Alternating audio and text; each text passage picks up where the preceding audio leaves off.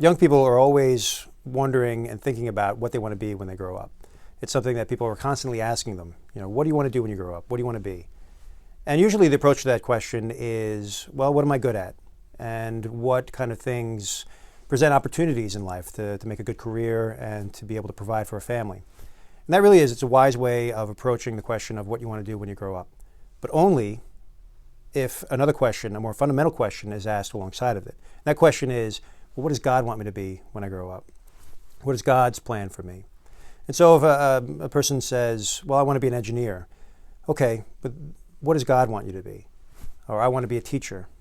Okay, but what is it that God wants you to be? Or I want to be a doctor. Fine, but what is it that God wants you to be? Because that's the more fundamental question. Because we can end up having all of the riches, success, power in the world, but in the end, if we don't make it to heaven, our lives will be complete failures.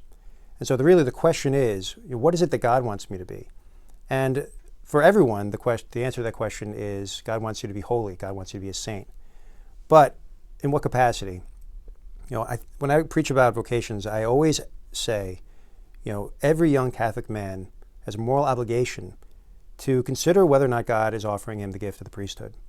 And that question is the same that should be asked by a young woman, a young Catholic woman. Is God offering her the gift of a religious vocation? Because God has a plan for every single one of us. And for some of us, he desires the priesthood. For some women, he desires religious life. And so that is fundamentally the question that we should be asking ourselves when we're trying to figure our lives out. What do I want to do with my life? But more importantly, what does God want me to do with my life? Because it's there that we will find our greatest happiness.